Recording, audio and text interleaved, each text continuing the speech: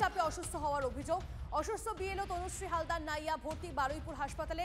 রাজপুর সোনারপুরের 15 নম্বর ওয়ার্ডের বিএলও তনুশ্রী গতকাল রাতে এসআইআরের কাজের সময় অজ্ঞান হয়ে যান বিএলও।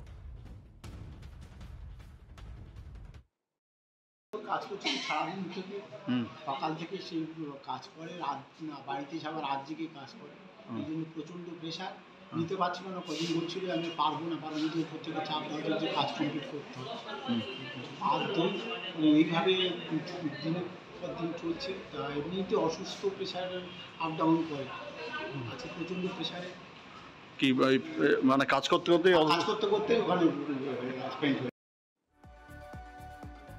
ফের অসুস্থ এক বিএলও। এবার ঘটনাস্থল জয়নগর বিধানসভার বিধায়ক বিশ্বনাথ দাসের দাবি, এসআইআরের কাজের অতিরিক্ত চাপে জেরে হৃদরোগে আক্রান্ত হয়েছেন বিএলও কমল লস্কর। তিনি মোট 1160টি এসআইআর ফর্ম ইতিমধ্যে এলাকার ভোটারদের বাড়ি বাড়ি পৌঁছে দিয়েছে। তার মধ্যে তিনি ফর্ম সংগ্রহ করেছেন মাত্র 20টি। 26শে নভেম্বরের মধ্যে সমস্ত ফর্ম জমা দেওয়ার নির্দেশ নিয়ে চিন্তায় ছিলেন কমল লস্কর। এরপরই তিনি হৃদরোগে আক্রান্ত হন বলে অভিযোগ।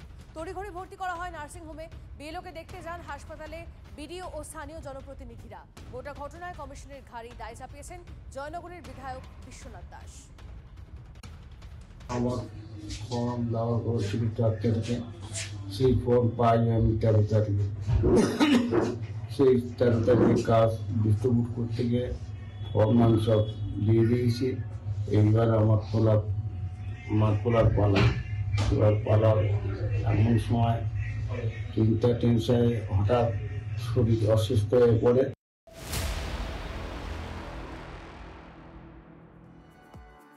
অসুস্থ বিএলও, তার সই জাল করে কাজ করছেন নাবালক ছেলে। জলপাইগুড়ির সাহেবপাড়ায় অবাক করা ঘটনা।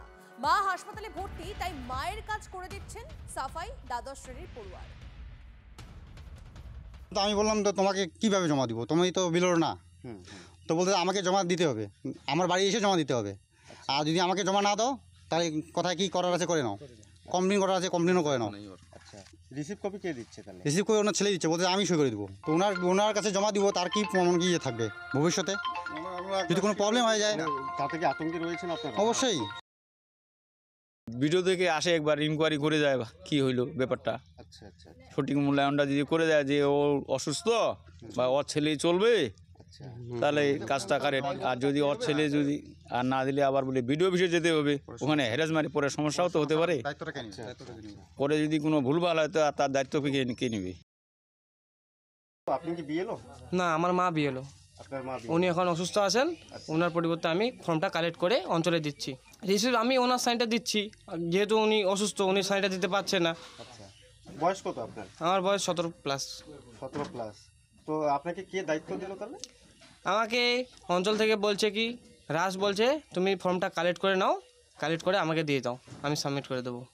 আচ্ছা আচ্ছা, তো রিসিভও আপনি দিয়ে দিচ্ছেন? হ্যাঁ, ওনার বিএলও সাইনটা আমি দিচ্ছি। বিএলও সাইনটা আপনি দিচ্ছেন।